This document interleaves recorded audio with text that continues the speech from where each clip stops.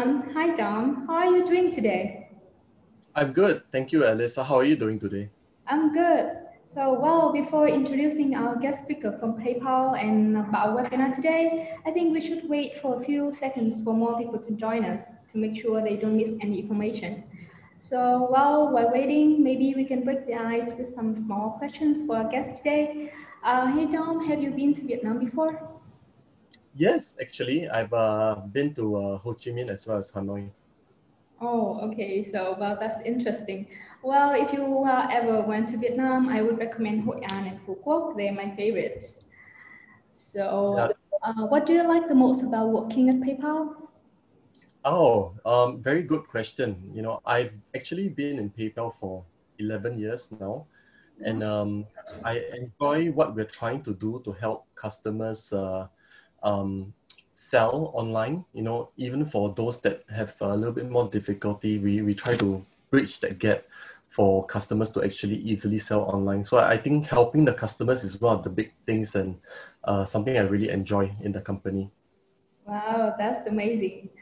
Oh, okay. It seems that we are having quite a number of audience right now, so maybe we should really get started.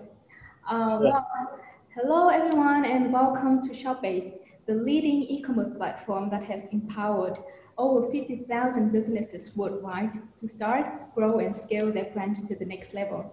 My name is Phương Anh. You can call me Alice, CMO of Shopbase, and this is the Growth Base series.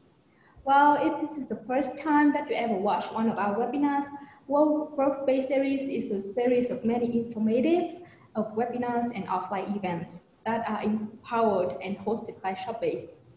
Its mission is to accompany shopping merchants to grow their businesses sustainably and to remove every single barrier that ever stands in their way to conquer success in the e-commerce world. And today in this webinar, we will be removing one of the most annoying barriers that almost every single merchant out there, maybe including you, has to deal with at least one time in your life of doing e-commerce business. And this special webinar is also among the series of events to celebrate the second year anniversaries of Shopbase. Yeah, what I want to mention here today is the potential as well as some major issues that you may have to deal with while using PayPal as your payment method. Well, in terms of the potential, we really hope you guys can stay ahead of your competitors and take advantage of the insights we bring up here today to grow your business quickly and sustainably. And by the problems, we mean why they actually happen and how we resolve them and how you guys can do to potentially prevent them from happening or at least softening the blow if they ever happen to you. But before we really get started, I'd like to introduce my partner who will be helping me resolve the problem for you guys today. Please welcome Mr. Dominic Say, the channel partner lead of Southeast Asia, Hong Kong, Korea, Taiwan markets to PayPal. It is my pleasure to welcome Mr. Dominic to the Growth Day series. Hey Dominic, can you just introduce a little bit about yourself? Sure. Hi, everybody. I'm really happy that I'm doing this with Alice, my partner here today. I've been in PayPal for quite a long time now, for 11 years, and I know today I really hope that I can help to bring some value to you as a seller in your business. And for myself personally, I actually am from Singapore, and in fact, our office in Singapore is also our international headquarters as well. Yeah, and I'm looking forward to sharing more insights with you today, and hopefully it will be helpful with your online business moving forward. Well, thank you, Dom. In order to kick off the webinar today, I would like to go through the agenda first, which includes four main sections. As you can see on our screen right now, the first one is the strategic partnership announcement and PayPal account creation training. The second one is to how to make a PayPal account more trusted. The third one is PayPal Borderless Commerce Report for 2021. And the last one is the Q&A section. To begin with, I'm really excited to share with you guys a piece of news that has marked an important milestone in the growth history of Shopbase. That is, we have made it to join the commerce platform of PayPal, which makes us the first Vietnamese e-commerce platform ever to become a strategic partner of PayPal, the most popular payment gateway with 305 million active users worldwide. And by joining the program, we have been able to deliver a lot of benefits to our merchants in terms of payment methods. For example, they will be able to accept payments in up to 25 currencies and allow customers to pay via credit card, debit card, or even local payment methods. And most importantly, whenever your business experiences payment problems, we will help you get in touch with the special customer support team of PayPal in order to get your cases handled quickly and efficiently. And moreover, with the latest integration between PayPal and Shopbase, it now only takes our merchants a few simple steps to create a PayPal account right from the Shopbase dashboard, which was supposed to take you a ton of time and effort previously. I guess many of you guys might be wondering how to do that. So right now, I want to have Mr. Dominic show us the way to sign up for a PayPal account with Shopbase. Mr. Dominic, Thank you, please. Sure. Thank you, Alice. It's,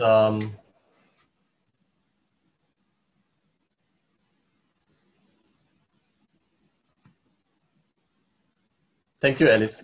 As we look at the account creation, we will go through the different steps as a new seller for you to actually quickly and seamlessly go through online account creation on the Shopbase dashboard itself. And I will also run through with you a few of the PayPal payments flow so that you'll be able to see what your customers will be going through as well as the available payment options available. Next slide, please. All right, so if you are new to PayPal, right, or if you would like to open, many other PayPal accounts if you need to use it on the Shopbase platform, you can easily go to the Shopbase dashboard, and over there, you'll be able to see the PayPal option as one of the options available. And with this, right, you can see at the bottom of the page, you'll be able to sign up with PayPal for a new PayPal account. So what happens then, when you click on that button? We will actually have a pop-up page that you will be able to key in your email address, right? Your email address will be your identifier for your PayPal account. And then you can select the country where you are from, where you are setting up the account, the PayPal account. Then next, you will be pushed through to actually key in the password. So it's very important to keep your password well, and also not to share your password with many people, or only for the trusted few that needs to manage the account, because this password will be the one that actually gives you the admin rights to the account itself. Next, please. Okay, so when you do that, you will actually be brought to a page to fill in your business details. And this is very important because with our integration with Shopbase, most of the information in this page will already be pre-filled by Shopbase themselves. So whatever you have already onboarded with Shopbase, the information, right, we will pre-fill it here already. So you only need to key in the details that may not be showing up at this point because you may not have passed that info to your to Shopbase. And it's just an easy agree and continue at the bottom of the page. So what this does is this allows you to give permission to Shopbase in order to help to call the APIs or the payment calls for the payments to happen, so that for you and for Shopbase, it will be a seamless transition from onboarding here to going to the site that is being built, and for your customers to make a payment through PayPal. So that's a very easy flow and seamless way of doing so.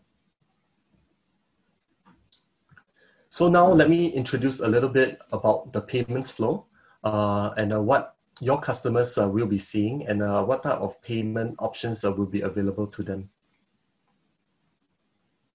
So as you can see, we are showing you a checkout page where your customers will have gone through, choosing the items on your site, putting them into the shopping cart. And then on the checkout page, they will be shown the first slide, the first picture, as you can see, there is a button at the top of Express Checkout. So these are actually for customers who, already are very familiar with PayPal, and they may already have a PayPal account that they want to check out with. So immediately clicking on this button will immediately send you or the customer to a page where you can see what you're paying for and immediately complete the transaction. So it's a very simple one-click experience that your customer will be going through, right? And after that, you'll be brought back to your page, to your website page for the confirmation. So moving on, another way is as you move through the checkout experience, right? If you do not click on that Express Checkout button, once you go through the option of the payment methods, this is where different payment options will be available to you. So as you can see from the first picture, okay, the PayPal button will be there. There's an option for debit and credit card as well. And then when you click on these, the different options will be available. So if you look at the second picture, there is a pay later as well as a debit and credit card, right? So for the pay later, it's something that's new, that's being integrated with Shopbase. That's something that you can use for your customers. So this button actually allows for US and UK consumers to do an installment with PayPal. So they can actually pay in 4 installments or 3 installments, depending on whether they are a US customer or a UK customer. So this gives you more flexibility, especially if you are going to be selling a little bit of a higher price item, right? Then this allows your customers in these countries to actually make installment plans. And this is a very, very popular payment option currently in the market. So it's something that you would definitely be benefiting from. If the customer clicks on the debit or credit card, what happens is you see is on the third picture is where a card number, expiry date, and a CSC or CVV number fields will come out. And this is where you actually key in your card details for your customer, for them to key in. And then once they click on Pay Now, at the bottom, the transaction will just finish off and you'll be directed to confirm and eventually push to your confirmation page for your website. And then you'll obviously be able to see the different products that you have already bought before that. So it's a very seamless, a very easy way. There's no additional work required on your end, and everything has been done between Shopbase and PayPal already. So all you had to do was do the onboarding at the very beginning, and all these options would be available to you for your customers to use. So one additional benefit here would be that because tracking is always an important part of selling, when your customers will always be looking for information on tracking and where has it been and so on. So you can actually do a little tick box at the bottom of the first picture, right, where you can send the shipment details to your customer, right, and then actually on the site itself, you can key in on your merchant dashboard on Shopbase the tracking number of your particular tracking ID of your company that you have used, right? And then on the page itself, you can actually show the status, right, of what's happening with that shipping. So this is a very good way, not only to inform yourself, but also to inform your customer, what's the status of the shipping, so that if there are any inquiries that come along, the information is readily available. And I cannot stress enough, this shipping is a very important part of selling online, because customers are most worried about whether they will receive their items. And if the status is shown to them, they will definitely feel more safe and secure that they will be receiving the item. Right, and with that comes to the end of the first part. Thank you, Tom. I think your sharing has helped our merchants a lot to understand the process to create a PayPal account simply and quickly. So just a little note before we continue. If you have any questions during the webinar, please type them in the comment box. I bring them up during the webinar, and we will also have time for questions at the end. And it looks like we are having some questions related to this part. So let me go through two quick questions right now. So the first one is for Dom. What is PayPal Commerce Platform? Can you share us more details about the program? Thank you, Alice. Actually that's a very good question. So let me just give a quick overview of what the PayPal Commerce Platform is. As many of you would already know, PayPal started off as only being a wallet. A wallet where you can actually put a digital wallet where you can kind of link, different options of payment available, whether it's credit card, debit card, there's bank account in the different countries as well as local payment methods. But what we have done over the many years, that we've been doing payments is that things are changing in the market. And we have also started to acquire many companies to help to expand the different parts of a payment ecosystem.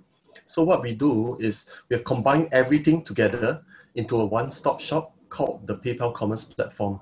And with this PayPal Commerce Platform, which we have integrated with Shopbase, is that the most powerful thing is that with this integration itself, this allows Shopbase to have in control different payment options available on one platform without having to go and integrate one by one the different options available. So that's the power of the PayPal Commerce Platform. Thank you, Dom. And the second question is, how can I sign up for a PayPal account on Shopbase dashboard? Where is this solution displayed on Shopbase site? So I'll take this question.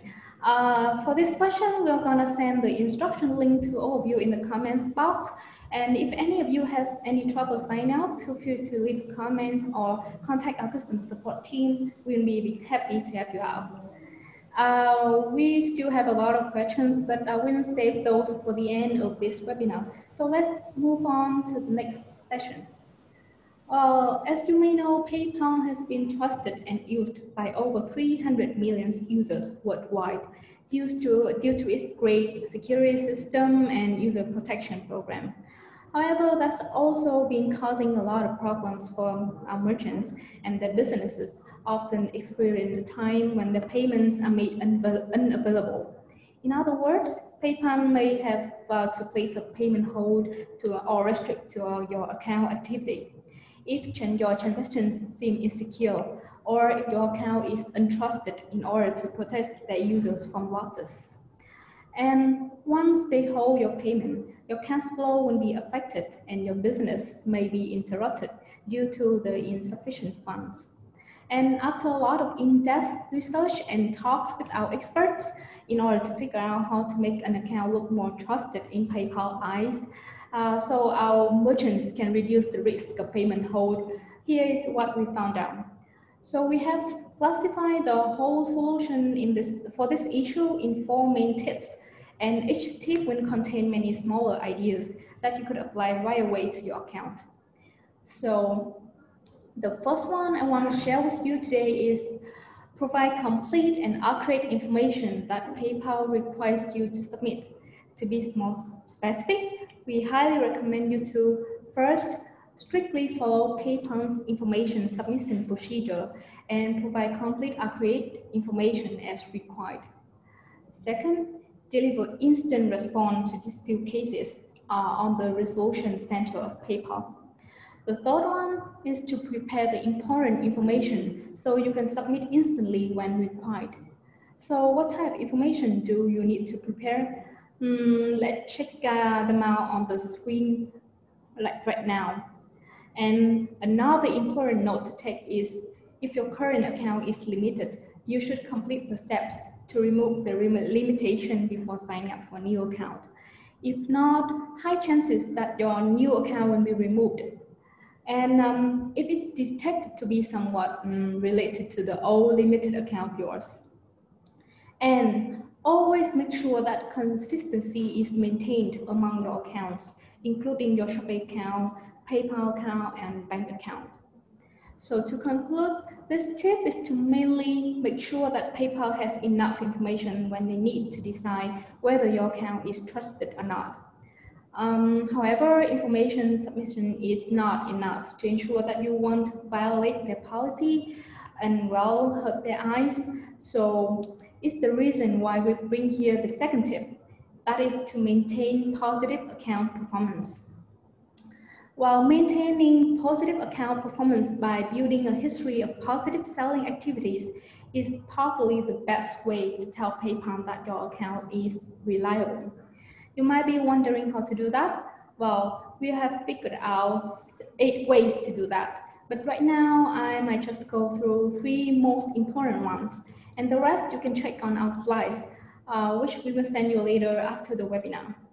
So the 3 most important ways I want to share with you right now is, first, if you are expecting to receive a large sum of money, then you should call PayPal ahead of time, so they expect to see the extra funds. 2, carefully review your dispute cases and reply with your explanation of what happened.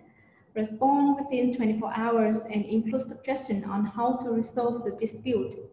The dispute resolution shouldn't take longer than 7 days for each case. And the last is to maintain a low dispute rate or claim rate. How low it should be? Let me share with you our suggestions on the screen right now. And as you can see, the suggested rate for all cases are often between 1%, which is actually pretty hard for many businesses to maintain.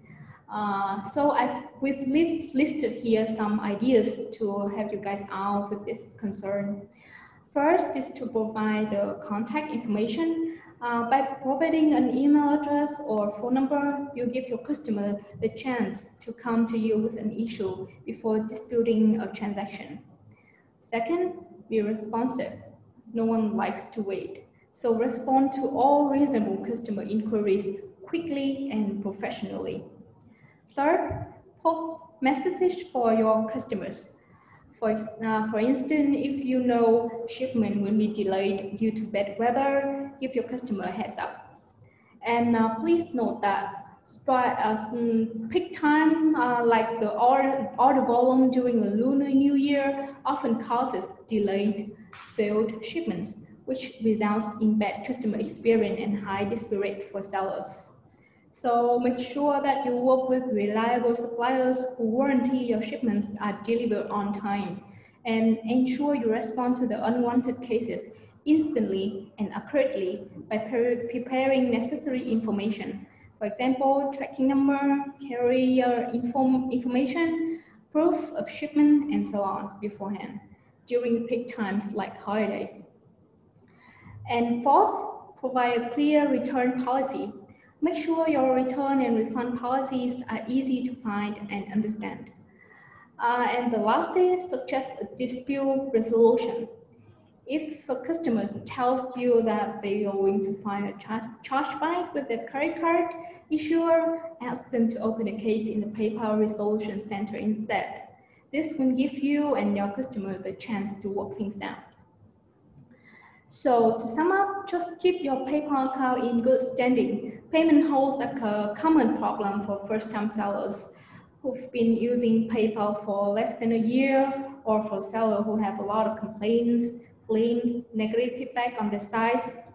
And make sure that your balance is always in the positive in your PayPal account, and promptly settle any issues that may arise with them. Once you are a long-standing member with a good history, the chances of having a payment hold will decrease. So we have been through the first 2 tips of how to have a trusted PayPal account, and I think you may have realized that customer service plays an important role in keeping your payment away from being put on hold. And it's exactly what we are about to mention in the next tip. That is, provide efficient customer service.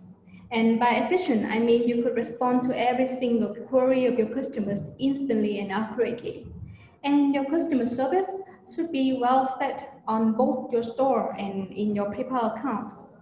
So the first part for your on your store, in order to provide good customer service on your store, we suggest you to provide complete and accurate FAQs, order tracking number, clear return and refund policies, as well as provide 24/7 customer service via phone, email, and text message.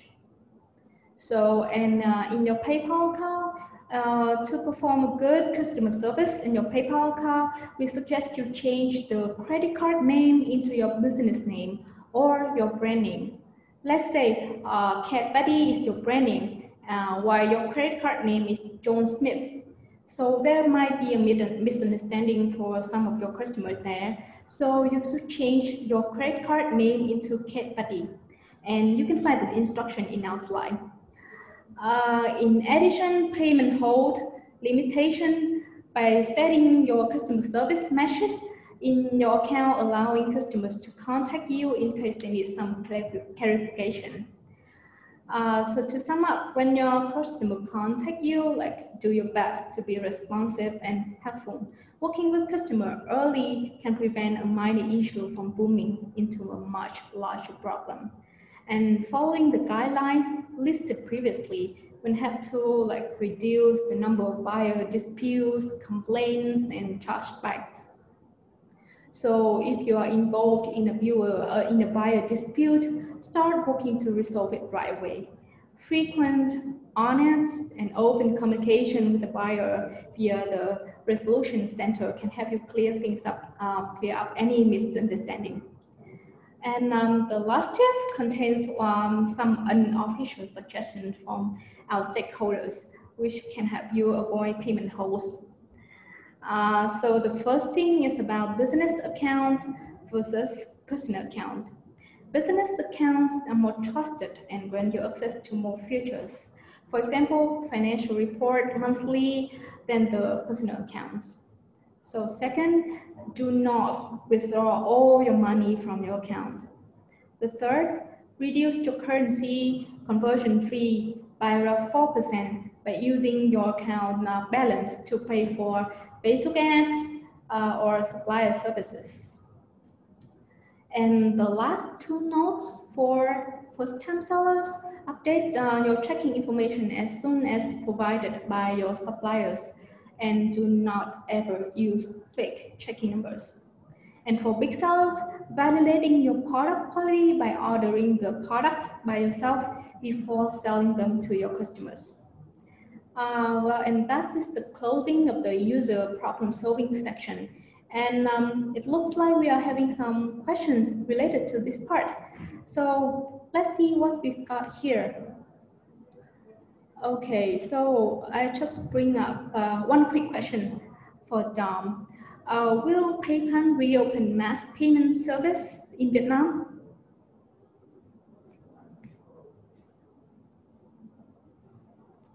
That's a good question, Alice.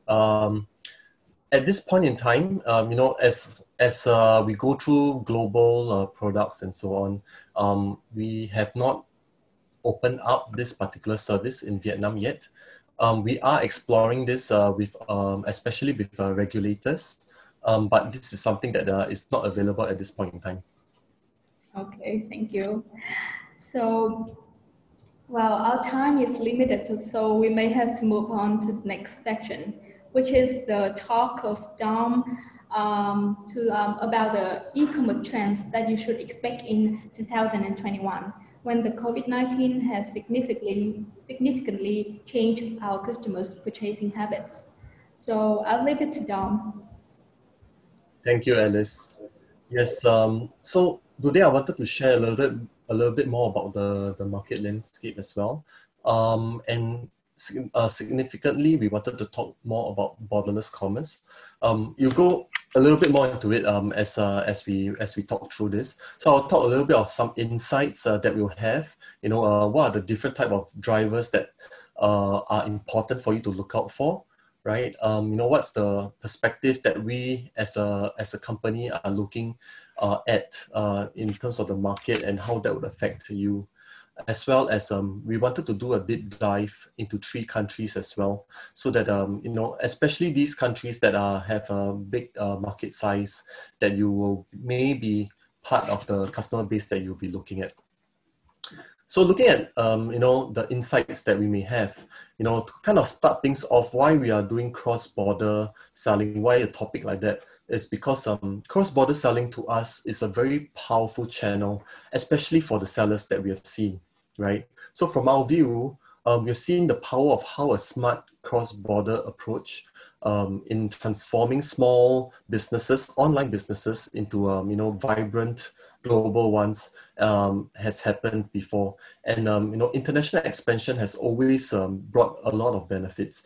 So a couple of benefits I can bring, for example, right, is number one, you can discover new audiences who may love your product. So for example, there could be products that are selling pretty okay, in your domestic market maybe, right? But this same product could also sell much, much better in other markets as well. So looking cross-border is one of those options, right? The second example could be that you're looking at a larger addressable market than the one that you're currently at.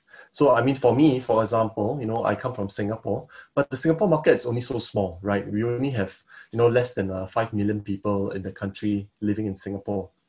But, if I can bring the product I'm selling to areas where the demand is higher, right? The number of sheer number of people buying is higher, right? I can take advantage of that, of that size. And on top of that, there are other global seasonal sales that are happening, when domestically in my country or my target markets currently, I could be going through a low period, right? A slow period of sales, right? So in times of, all this economic uncertainty, a cross-border strategy can really prepare you to take advantage of, favorable conditions in different countries and regions. So this will make your business more resilient, right? And it is also something that is changing in the world, cross-border commerce, where online businesses around the world, right, are all growing together. And then now more than ever, I think online business doing cross-border is something that is very important. So coming to, what you see on the screen, right, these are a few things that will be important for you to understand, right? Questions you ask yourself, of the markets that you want to go into. So for example, for that particular market, what's the behavioral trend? How do shoppers in that particular market actually shop? Culturally, what type of cultural nuances should I be aware of, or should you be aware of in that particular country? And also seasonal wise, what kind of how is e-commerce actually affected by various type of occasions within that country or even in the other parts of the world? So moving on to what has happened in the current state, right? As we all know, we are all in this COVID-19 situation at this point in time, right? What happened in 2020 and 2021? Interestingly enough, toilet paper, face masks, hand sanitizers, and so on. These were the first items that come to mind for most online retailers, right? When you started to sell on 2020, nobody really thought of this, but this became the hot selling items, especially at the very beginning of when COVID-19 happened. So, and so these are becoming defining shopping categories, right, in 2020, as well as, even now, as it kind of slows down, face masks, and disinfectants are still, a high selling item globally, right? So the global economy has really taken an impact, right, because of the situation. So we need to expect a big change in the e-commerce landscape, which is already happening. And a lot of brick and mortar stores, physical shops, have, because of the situation, started to move online as well, which means there's going to be more competition in the online space, right? And also, you got to expect more consumers to be seeking more value and sustainability. So that relationship that you build with your shopper, right, will matter more. Especially now, because you're trying to build that loyalty, and shoppers are all looking to buy online now. And if they have that loyalty and that brand recognition for your shop, the chances are they would be coming back to your shop to buy more eventually. So what remains true at this point in time, right, in the world? So even after COVID-19 slowly subsides, hopefully everyone's hoping that by the end of the year things will start to get back to a different normal, right? Closer to what we know from before, right? But the potential of anything from external geopolitical events, trade wars, and so on, it's going to be there, right? I think this is something that's going to be constantly there. So we need to be aware, because this will potentially affect everyone's business, especially your business. So pursuing a cross-border strategy now can put you in a stronger position to respond to both the near-term developments as well as what's going to happen in the future. So now looking a little bit, kind of deep diving into the three countries that we talked about. So the first country I wanted to kind of talk about would be Australia, right? Australia is a big market in the online space. You know, we have seen a lot of transactions that are happening out of Australia and from buyers in Australia buying from outside of Australia. So going to a little bit deeper on a bigger view of Australia on the next slide, you can see the snapshot here that the annual online sales for Australia alone is $45 billion. That's not a small sum, and they only have 25 million people. So it's a significantly large market to go after, as well as something very interestingly happening here, which you will see that it's very similar trend globally, is that the smartphone penetration is currently at 72%, not the highest, but it's growing. But the annual mobile commerce growth is at 33%. And that is really, really, growing significantly. So I'll touch a little bit more about that in the following slides. So, kind of moving on to an overview of Australia on the next slide.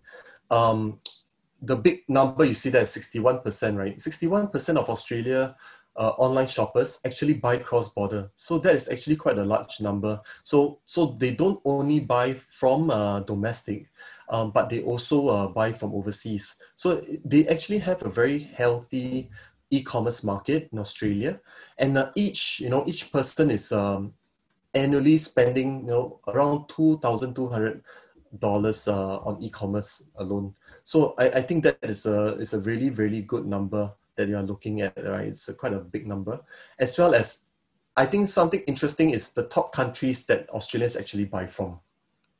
If you look at the three markets alone, the US, China, and the UK already takes up 84%, right, of the cross-border buyers where they buy from. And then so this is important to them for the Australians when they start shopping, because of the big brands that they go out on platforms like Etsy, on Amazon, on eBay. So they're looking for, kind of the trusted brands, platform brands, and brand to them is very important. So building that brand recognition is very important for the Australians.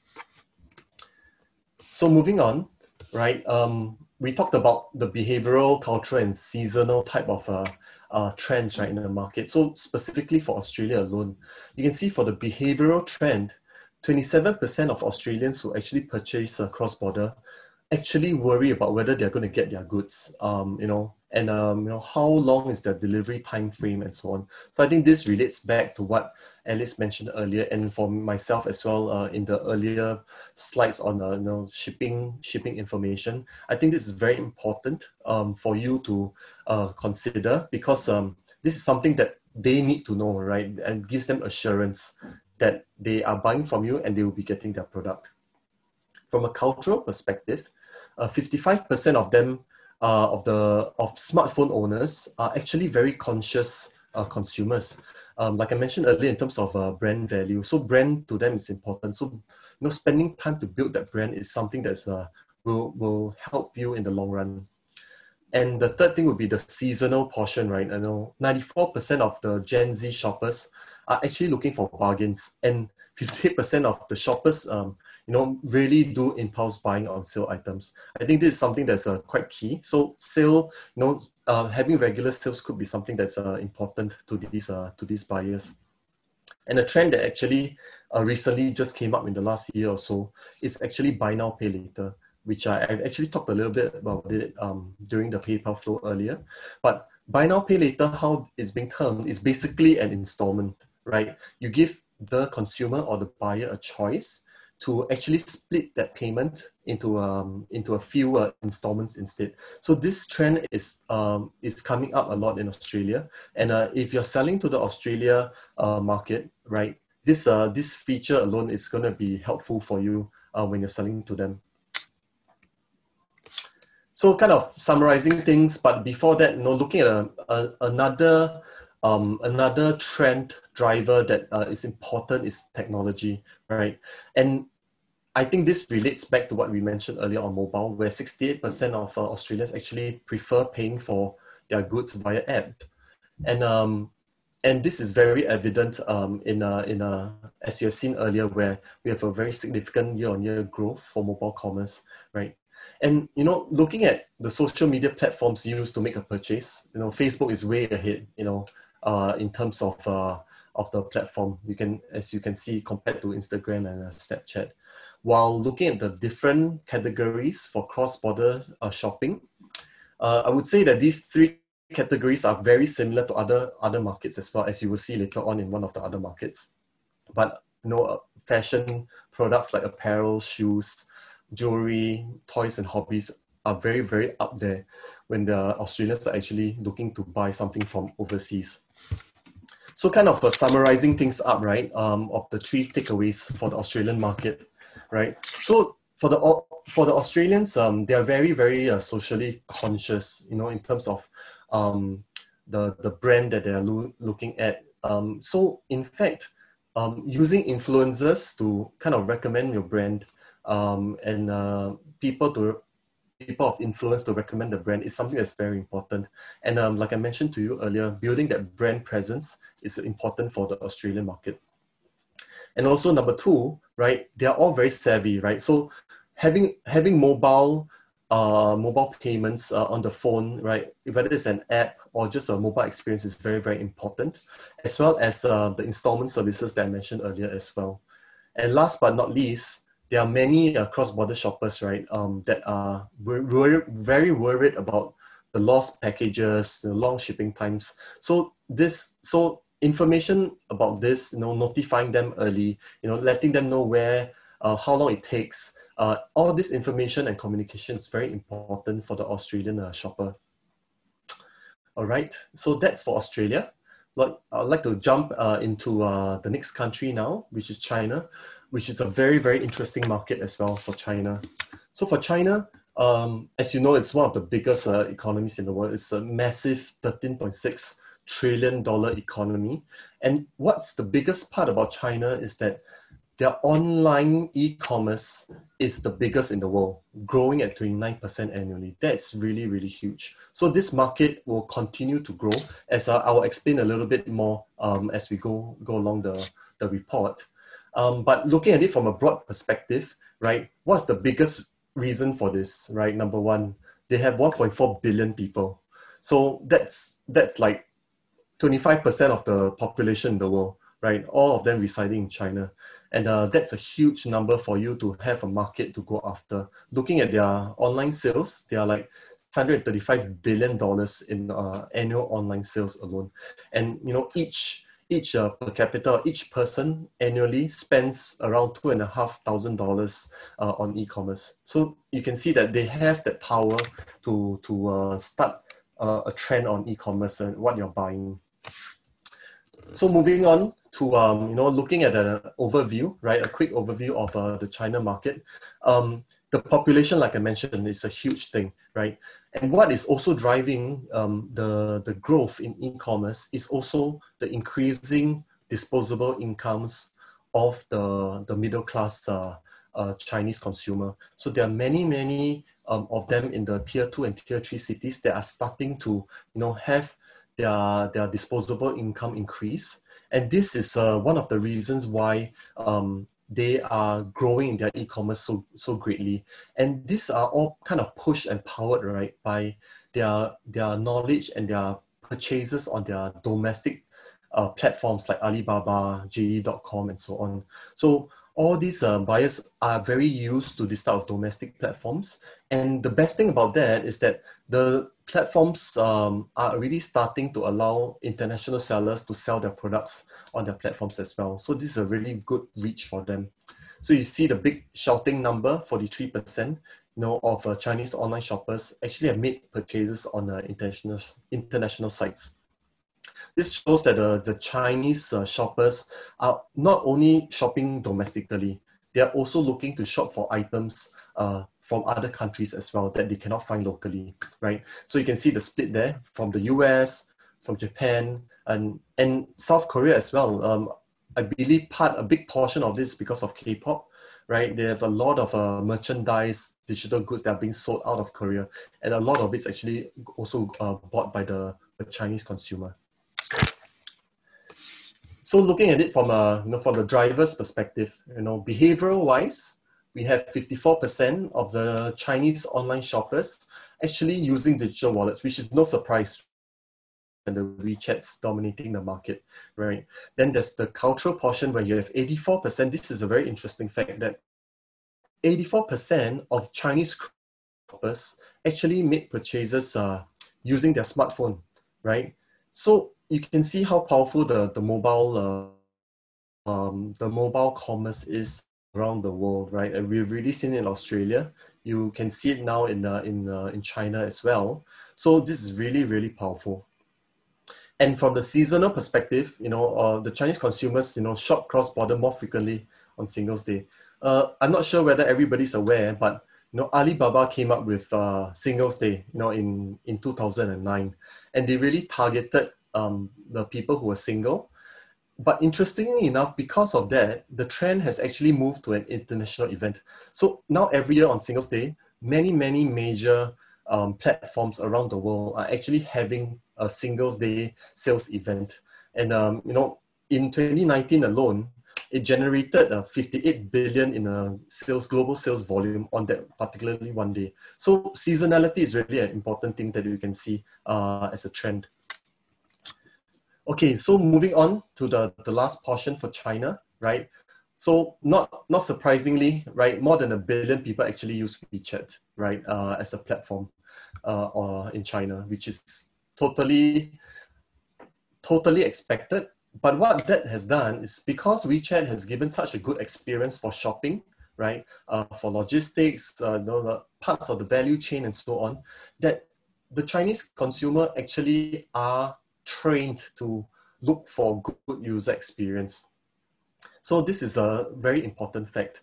And what do they buy in a cross-border scenario? You can see it's slightly different from what we have seen, in the Australian market, right? You got cosmetics and beauty products that's way ahead there. Of course, there's clothing and footwear, which is generally always on the high side. But interestingly enough, there are things like groceries, food and drink as part of that for cross-border sales as well. So kind of summing all this up, right, the top 3 takeaways that we have for the Chinese market. So you can see that the China market is growing significantly, right, annually 29%. We have the spending power of these consumers growing significantly. So this is just going to be continuously growing year on year.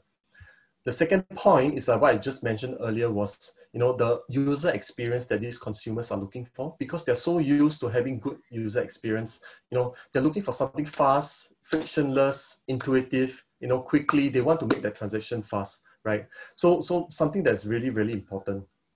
And number 3, we have the mega marketplaces in China with Alibaba, Pinduoduo, JD.com, right? Opening to international sellers. So these are already starting points for you to think about, whether these are places that you may want to sell on top of where your site is already, and you can bring these buyers to your site eventually as well.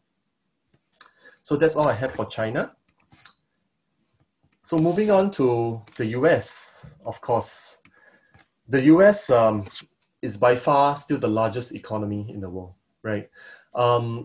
Their e-commerce is not as big as China, but in terms of the potential, in terms of the economy, they are still huge.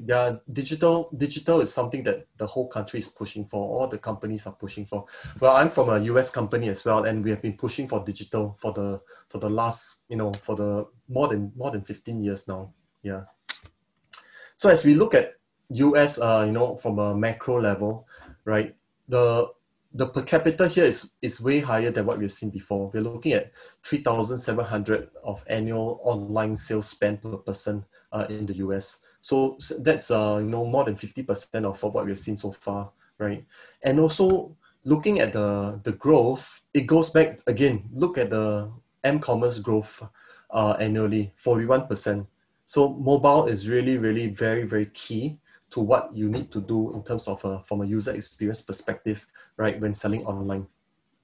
So I cannot stress enough how important that is. Looking at the smartphone penetration of 82.3%.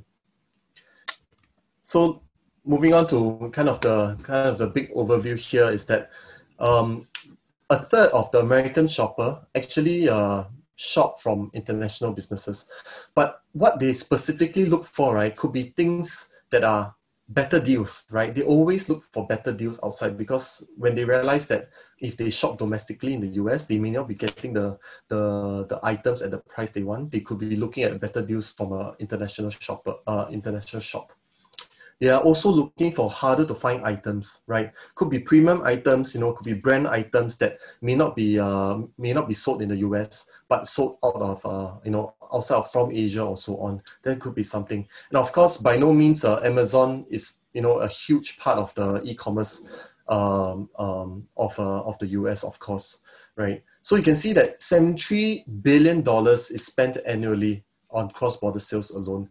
And looking at the top 3 countries, they're buying from China, they're buying from Canada, they're buying from the UK. But it also shows that, look, the percentages are smaller, which also shows that the US is buying from many, many other countries as well. So there is a lot of opportunity here because they are looking everywhere to see what they can get a good deal from, right?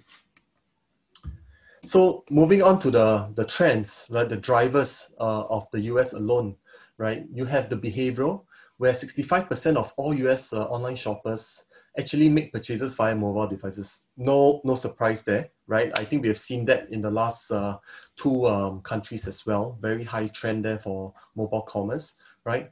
Culturally, 75% of American online shopper actually prefer, platforms that with familiar brands, right? So branding is also important to them, right? So your brand is going to be important to the American buyer as well. And also, key thing that's important also is the payment methods that are available. I think that's where they must feel comfortable with making that purchase from a cross-border perspective. If they see something that's familiar to them, for example, if they see PayPal, something that they're familiar with, they know it's secure, then they will be able to make the purchase more easily and more seamlessly.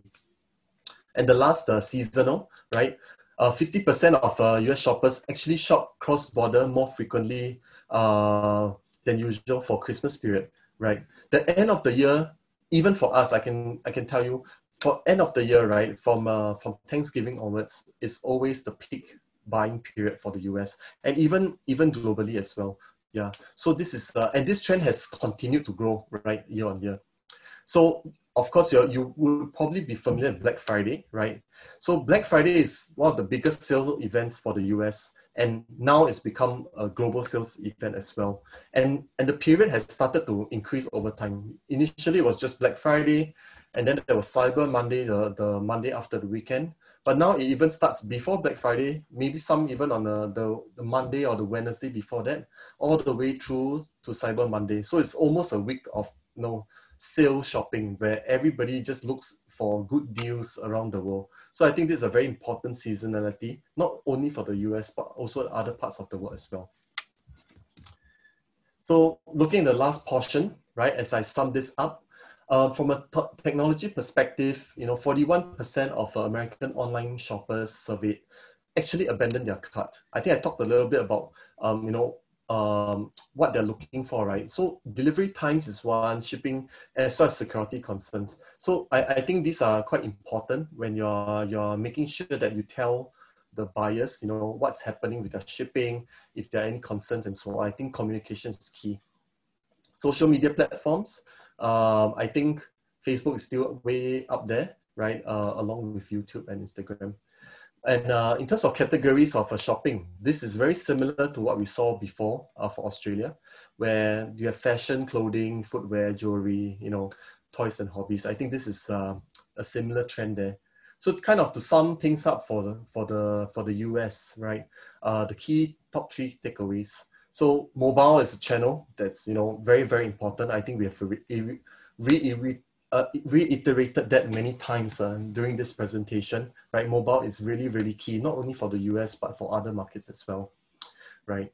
And also familiarity of marketplaces, branding is very important, right? Branding and trust is important for the US buyer. And also the last, but of course not least, is you know, the seasonality. You really need to be there during the final part of the year on sale, whether when it starts from Thanksgiving, which is a Black Friday, all the way to Christmas.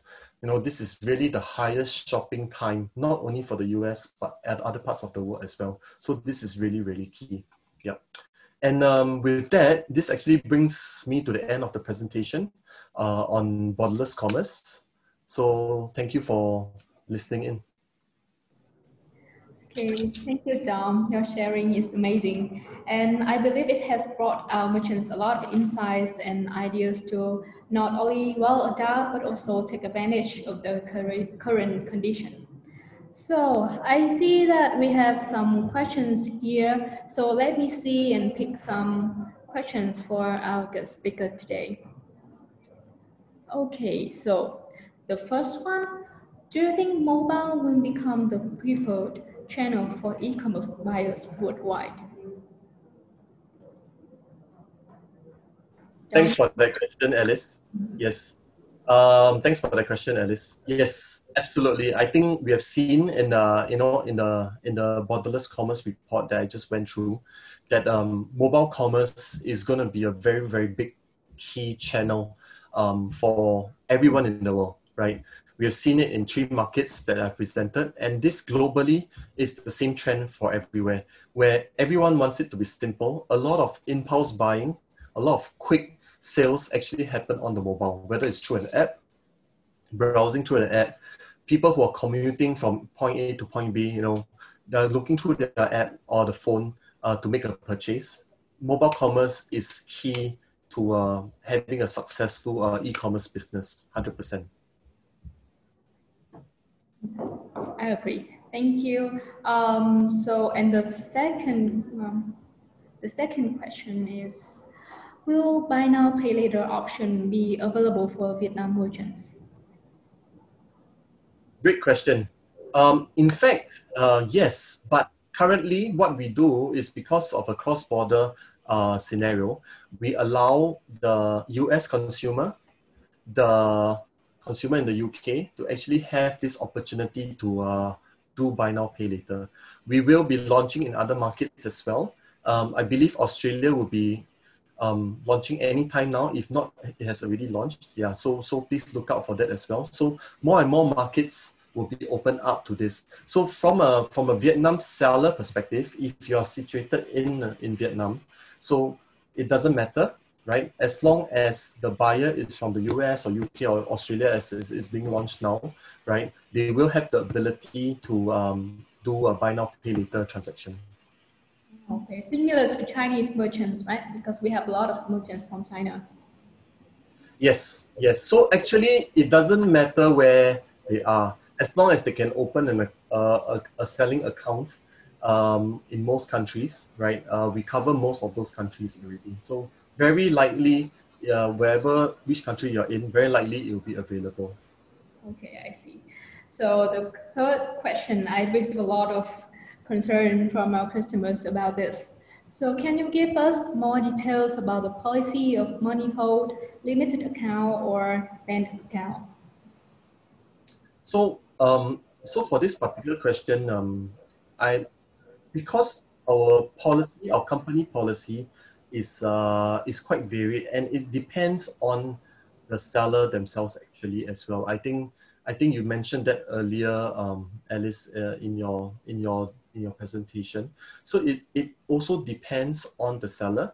So we look at what the seller is selling, you know, how much they're selling, at what pace they're selling. So, you know, you had a very good suggestion earlier where you mentioned that, you know, if there is a large sum of money which is not normally what the seller is receiving, but they expect to have a large sum of money coming in for the particular day, for whatever reason.